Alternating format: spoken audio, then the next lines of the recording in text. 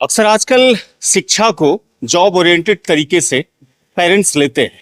लेकिन उत्तर प्रदेश के लखनऊ के मलिहाबाद में पिछले 35 वर्षों से शिक्षा के क्षेत्रों में एक नई क्रांति लाने वाला, जहां पर न केवल शिक्षा को जॉब ओरिएंटेड बनाया जाता है बल्कि उसे दीनी, इस्लामी और दुनियावी कामयाबी से भी जोड़ा जाता है। तालीमी इदारे जो होते हैं, एजुकेशनल सेंटर्स, उनका मकसद सिर्फ ये नहीं होता है कि जॉब ओरिएंटेड एजुकेशन दे करके बच्चों को रुखसत कर दिया जाए,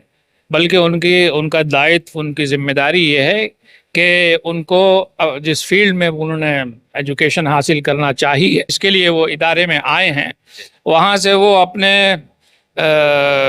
यानी स्पेशलाइजेशन के साथ साथ वो ऐसे बाअखलाक, बाकमाल और इस्लाही मिजाज ले करके अपने फील्ड में जाके काम करें, जहाँ वो एक अच्छे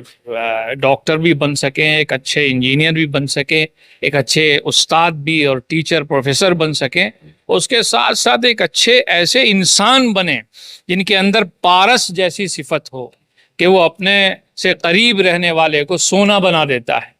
तो ये स्टूडेंट्स और स्टूडेंट के बीच और माशरे में बसने वाले लोगों के दरमियान जाकर आप इस हैसियत से काम कीजिए कि जो लोग हैं वो भी सोना बन जाएं। तो आपको पारस बनना है। तो पारस बनाने के लिए ये शाहीन ग्लोबल एकेडमी और जामिया सैयद अहमद शहीद का एक ऐसा कोलैबोरेशन है और ऐसा इम्तिजाज है कि माशाअल्लाह यहाँ पढ़ने वाले, यहाँ आने वाले बच्चे, ख़ास तौर पर जो मदारिस से पढ़कर आते हैं या जो ड्रॉप आउट हो जाते हैं, उनको 9, 10th, 11, 12 अच्छे नंबरों से पूरी मेहनत के साथ अल्हम्दुलिल्लाह पास कर लेते हैं लड़के। क्योंकि हर इंसान के अंदर सलाहियत है आगे बढ़ने की, उनको आप मौका दे दीजिए, उनको आप डायरेक्शन दे दीजिए, लेकिन हर चीज़ में इखलास होना चाहिए, हर चीज़ में बुनियाद में पुख्तगी होनी चाहिए। तो यहाँ 4 साला जो कोर्सेज़ है, निज़ाम है, अल्हम्दुलिल्लाह हम देख रहे हैं कि इन 4 सालों में जो बच्चे तैयार हुए हैं वो नीट और JEE का कंपटीशन भी बआसानी माशाअल्लाह निकाल रहे हैं और उनसे बहुत मुस्तक़बिल में उम्मीदें वाबस्ता हैं कि वो इंशाअल्लाह इंजीनियरिंग के मैदान में, मेडिकल साइंस के मैदान में और एजुकेशन के मैदान में वो बड़े माहिर बनकर कौम को, मिल्लत को, इलाक़े को और इंसानों को फ़ायदा पहुँचाने वाले, इस देश को और मुल्क को और दुनिया को फ़ायदा पहुँचाने वाले अफराद की हैसियत से इंशाअल्लाह सामने आएंगे। हम बहुत मुबारकबाद पेश करते हैं इस मौके पर हमारे जनाब फ़खरुल इस्लाम साहब, जो शाहीन ग्लोबल एकेडमी के डायरेक्टर हैं और इस जामिया सैयद अहमद शहीद के ज़िम्मेदार हैं, हज़रत मौलाना सलमान नदवी साहब के साहबजादे जनाब यूनुस अल हुसैनी नदवी साहब, और साथ में हमारे बिहार से, भागलपुर से तशरीफ़ लाए हुए डॉक्टर देवाशीष मुखर्जी। इनके हम तहे दिल से शुक्रगुज़ार हैं कि इन्होंने अपना कीमती वक्त निकाला और यहाँ आकर बच्चों के अंदर जो जिज्ञासा, जो चाहत और उमंग उनके दिल में है, उसमें महमेज़ लगाने का काम किया। तो हम समझते हैं कि ये वो सेंटर है कि ये अपने मकसद में इंशाअल्लाह कामयाबी के साथ आने वाले मुस्तक़बिल में ऐसे लोगों की पूरी एक खेप तैयार कर देगा जो इंसानी खिदमात को अंजाम देंगे और एक प्रोफेशनल की तरह से वो हर फील्ड में अखलाक को सामने रखते हुए, लिल्लाहियत और रब्बानियत को सामने रखते हुए इंशाअल्लाह कौम व मिल्लत की, देश की खिदमत करेंगे। सर, ग्लोबल का जो मैं देख रहा हूँ टैग लाइन की शेपिंग फ्यूचर जनरेशन, यानी कि जनरेशन को एक आकार देने की बात कही जा रही है। ये 35 साल का जो एक सफ़र है, इस सफ़र में और कुछ बेहतर करने की सोचते हैं? क्योंकि अमूमन जो माइनॉरिटीज़ के बच्चे होते हैं या माइनॉरिटीज़ पर ये कहा जाता है कि मॉडर्न एजुकेशन में बहुत पिछड़ रहे हैं। देखिए, ये तो कहा जाता है मॉडर्न एजुकेशन में पीछे हैं, लेकिन जो मेहनत करते हैं एक सेट पैटर्न पे, वो बहुत बड़े कामयाबी तक पहुंचते हैं। तो शाहीन का जो तजर्बा है और इस जैसे जितने भी इदारे अब खुल रहे हैं पूरे देश भर में,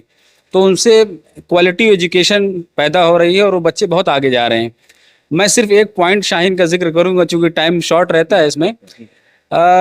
जो भी बच्चे होते हैं किसी भी इंस्टीट्यूशन में, जो बच्चे कमज़ोर रह जाते हैं शुरू में, अगर मान लीजिए वो 6th क्लास में, 7th क्लास में या किसी भी एक सेट ऑफ टाइम में अगर वो वीक हो गए, तो आने वाली पूरी लाइफ में 11th में, 12th में वो वीक ही रह जाते हैं, उनको कोप अप करने का टाइम नहीं मिलता है। शाहीन स्पेशली ऐसे तमाम बच्चों को, हमारा जो मेजर फोकस होता है कि वीक बच्चों को किस तरीके से उनको स्ट्रेंथन किया जाए, उनकी एकेडमिक को कैसे और एडवांस किया जाए। तो शाहीन का कि सबसे बड़ी कामयाबी यही है कि हर तरह के बच्चे जो किसी तरीके से कमज़ोर हो जाते हैं, उनको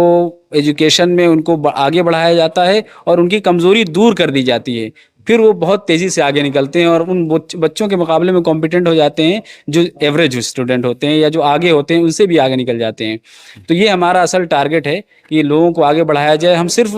टीचिंग नहीं देते, बल्कि टीचिंग पूरा हमारा शेड्यूल होता है सुबह से लेकर के शाम तक।